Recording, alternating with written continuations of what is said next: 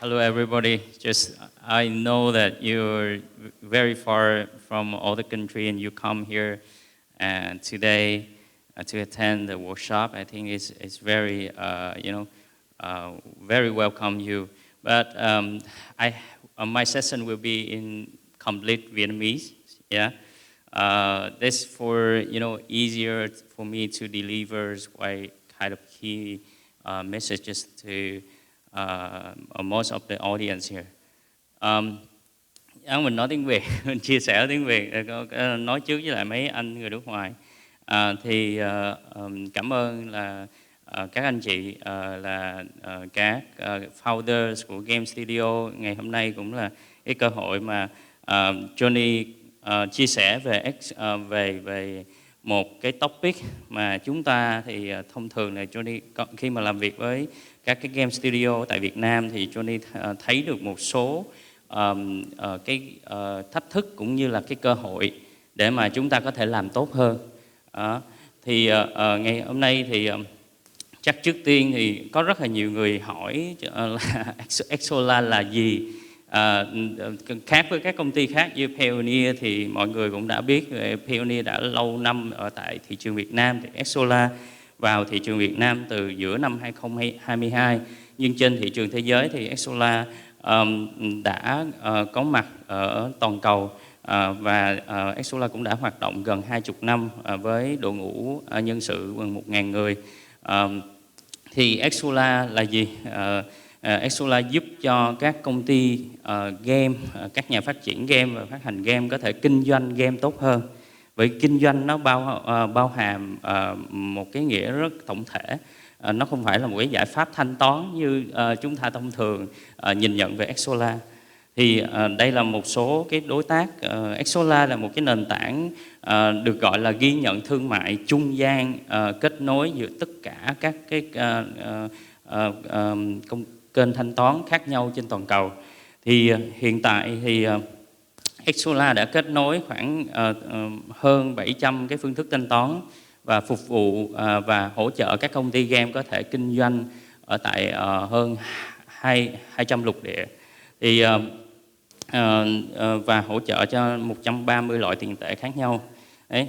Thì đó là sơ lược về Exola. Thì Johnny thì đang là phụ trách về thị trường Exola. Thì Johnny có cái cơ hội mà cùng làm việc với các công ty game và học hỏi rất là nhiều cái case khác nhau.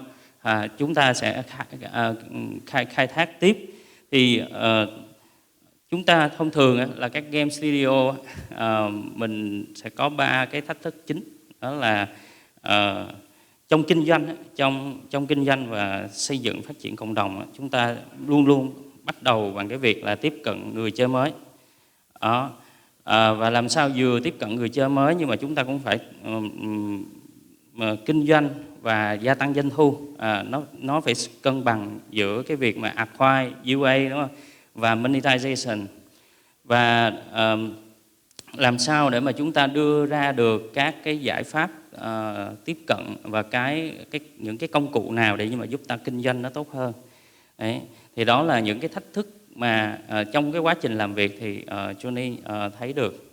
Thì trước khi mà chúng ta đi vào cái việc mà mình xác định được cái mô hình kinh doanh hay là cái phương thức mà mình đi kinh doanh đi, thì mỗi công ty game có một cái hướng đi khác nhau. Có công ty là chuyên về hyper casual, sự khởi đầu. Nhưng mà khi một khoảng thời gian thì Johnny thấy là có cái sự chuyển dịch từ là IAA sang IAP, bởi vì chúng ta thấy rằng chúng ta nên có một cái kế hoạch lâu dài hơn cho các cái sản phẩm game của mình khi mình ra thị trường. Bởi vì trước đây thì chúng ta nhìn nhận là cái gì nó dễ, nó nhanh thì nó cũng mất nhanh, đúng không? Đó là mất đi cái vòng đời của khách hàng, cho làm sao mà chúng ta xây dựng được. Rồi và các công ty bây giờ đang hướng đến cái việc làm sao để mà có những cái kinh nghiệm để làm những cái game khó hơn, rồi cũng như là đầu tư vào cái sản phẩm của mình nhiều hơn. Đó. Thì dựa vào trên những cái cách thức mà monetize này mình mới đưa ra một cái làm sao để mà chúng ta hướng đến cái sự bền vững. Thì thông thường á, chúng ta quay lại cái phần mà phân tích cái vòng đời của một cái người chơi game đi. Thông thường khi mà chúng ta đi về mà khi tiếp cận thu hút cho đến khi mà làm sao giữ chân, rồi làm sao để mà tương tác, mang lại cái trải nghiệm, mang lại cái doanh thu, thì tất cả cái chu trình này đều có thể bị rời bỏ và người chơi có thể rời bỏ. Và cũng như khi mà chúng ta chọn cái dòng chơi mà chúng ta, nhất là cái dòng hyper casual hay casual, nhưng mà chúng ta chuyển dịch sang midcore chẳng hạn, thì có một số studio ở tại Việt Nam mà khi mà mình làm á, thì mình thấy là cái tỷ lệ giữa IAA và IIP thì IAA vẫn chiếm đa số. Và và thực sự là lệ thuộc vào cái việc mà đó, thì nhưng mà cái vòng đời của người chơi game luôn luôn phải UA mới. Đấy, cái đó là cái mà các công ty cũng có một số đối tác mà mình thấy là struggle với cái việc đó. Thì cái việc mà xây dựng cái cộng đồng nó rất là quan trọng, bởi vì Johnny thấy có một số cái dòng game khá là các cái đối tác khá là thành công ở Việt Nam đã chạy những dòng game như casual nhưng mà in-app purchase rất nhiều. Khi mà họ đã có một cái cộng đồng tốt ở trên Facebook và follow rồi tham gia các chương trình sự kiện các thứ, thì khi mà chuyển đổi sang cái việc mà thanh toán thì họ tăng trưởng rất là nhiều ha. Thì tại sao phải phát triển cộng đồng? Thì chúng ta có cái định hướng ngắn hạn, trung hạn và dài hạn trong cái quá trình mà chúng ta xây dựng. Thì cũng khi mà chúng ta xác định này, chúng ta biết được rằng là chúng ta chạy quảng cáo hay là chúng ta chạy các chiến dịch thì nó cũng chỉ giải quyết cái vấn đề là trong cái vòng đời trong thời gian là 3 tháng hay là 6 tháng thôi. Sau đó chúng ta lại phải nghĩ ra một cái gì đó mới. Đấy. Thì chúng ta nên xác định là chúng ta xây dựng những cái kênh mà own channel của mình, nơi mà chúng ta có những cái cộng đồng, những người đã trải nghiệm cái trò chơi của mình, đã từng tương tác với mình, và chúng ta phải nâng cấp cái trải nghiệm đó lên. Thì đó là cái sự lâu dài. Thì có rất là nhiều kênh mình đã list ở đây ha. Thì bao gồm Facebook là một kênh, có những cái sản phẩm game trên thế giới mà mình thấy là họ làm rất là tốt về cộng đồng, là họ build các cái Discord server, và họ có một cái team chuyên trách làm cái việc đó. Và họ luôn luôn có những cái chương trình campaign nó đổi mới, và nó luôn luôn có một cái cycle. Đấy. Thì là chủ doanh nghiệp thì cái việc phát triển trò chơi thì ta cần làm gì để mà kinh doanh nó chủ động hơn, và chúng ta chủ động cho cái việc này. Thì chúng ta thì thông thường thì mình sẽ quan tâm đến việc là sở hữu một cái nền tảng công nghệ để mình có thể phân phối được cái trò chơi đó và mình kinh doanh cái trò chơi đó. Cái thứ hai là làm sao để mà mình xây dựng và đưa ra cái chương trình trải nghiệm và khuyến mãi nó nhất quán và nó đồng bộ theo cái hành trình của khách hàng và hành trình của người dùng người chơi, thì đó là người dùng cuối.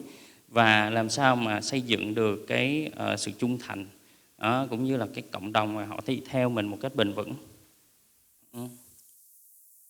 Thì có một cái chiến lược mới mà mình thấy gần đây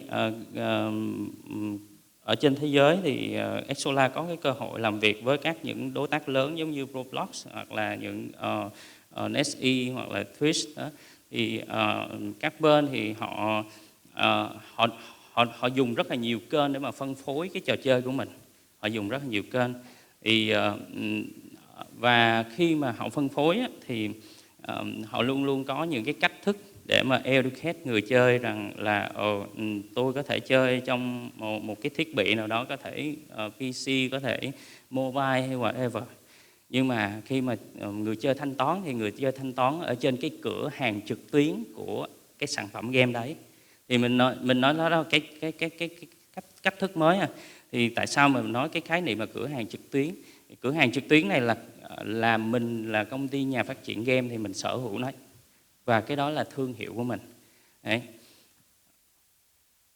Và mình cũng giới thiệu thì đây là một cái webshop, có thể là Xsolla không phải là đại diện một cái chỉ là sản phẩm webshop, mình nói là khái niệm về cửa hàng trực tuyến, thì nó giúp mình chủ động kinh doanh và tương tác, cũng như là đưa ra những cái chương trình khuyến mãi và những cái tactic mà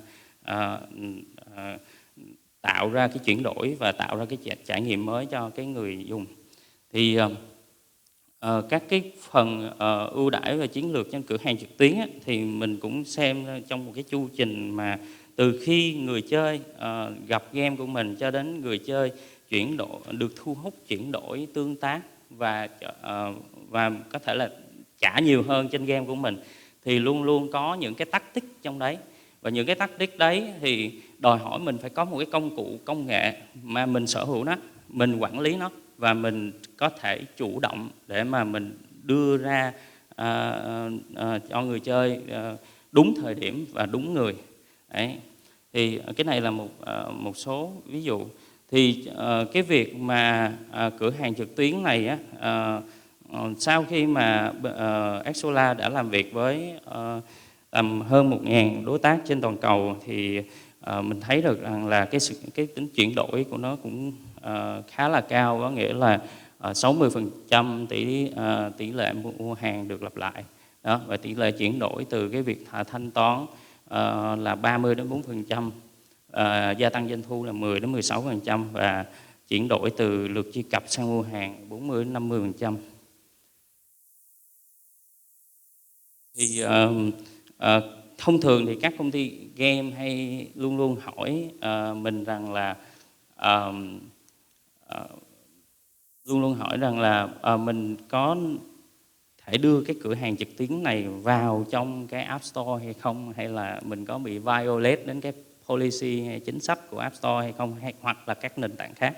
Rất là nhiều cái câu hỏi này, nhưng mà thực ra thì mình được có một cái cửa hàng trực tuyến riêng của mình dành cho các công ty game và phát triển game, và mình có những cái cách thức để mà các công ty game và nhà phát triển game có thể tuân thủ theo các cái nền tảng. Bởi vì mình đây có những cái guideline là nên hay không nên, thì mình không nên đưa cái đường link trực tiếp vào trong cái app, đúng không? Rồi mình không quảng cáo cái cửa hàng trực tuyến ở trong cái môi trường app, nhưng mà mình tăng cường nhận thức awareness về cho người dùng và thay đổi cái hành vi thanh toán ở trên cửa hàng trực tuyến của trò chơi của mình, và thúc đẩy làm sao là người chơi thanh toán nhiều hơn ở trên cái cửa hàng trực tuyến của mình. Thì các phương pháp tốt nhất mà 3 cột trụ mà của cái cửa hàng trực tuyến thành công thì bao gồm là giao tiếp nè, bao gồm là khuyến khích, và cũng như là giảm thiểu các cái rào cản về thanh toán.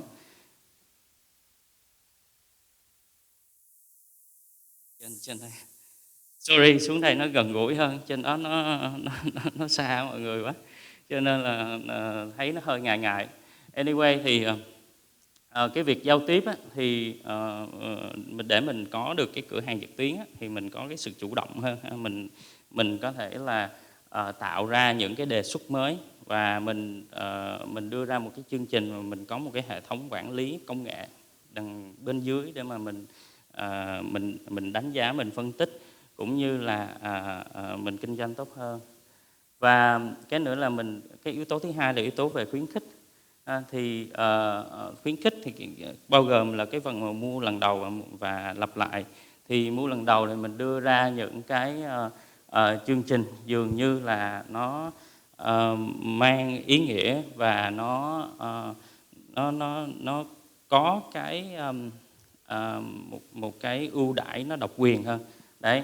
Còn khi phần mua lặp lại thì mình sẽ tăng cường làm sao mà khi mà chi tiêu trên cái cửa hàng của mình á, thì người dùng lại cảm thấy có lợi hơn, và họ cảm thấy là họ được lợi hơn, thì cái hành vi mua sắm họ sẽ lặp lại trên cái cửa hàng của mình.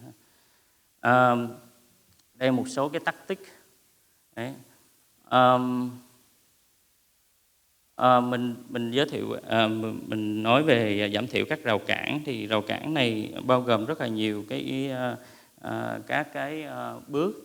Thì rào cản quan trọng nhất là làm sao để mà xác thực được cái thông tin của người dùng trên thanh toán. Đấy, thì nên có một cái nền tảng công nghệ đủ tốt và hiểu được người dùng, và có một cái trải nghiệm tốt cho người dùng, để khi mà người dùng đăng nhập vào, người dùng thanh toán, có thể là môi trường mặc dù là cửa hàng trực tuyến thôi, nhưng mà nó dễ cho người dùng để thanh toán ha. Và cái việc mà mình chia sẻ những cái chính sách chiết khấu không vậy, nó phải để làm sao người dùng dễ hiểu được cái giá trị đó. Và khi mà người dùng nhập cái chi tiết về thanh toán chẳng hạn, thì dường như là nó phải intuitive, nó rất là dễ. Vì mình nên có một cái nền tảng công nghệ đủ để giúp cho cái việc rào cản mà thanh toán nó trở nên nó dễ dàng hơn, giảm thiểu cái rào cản.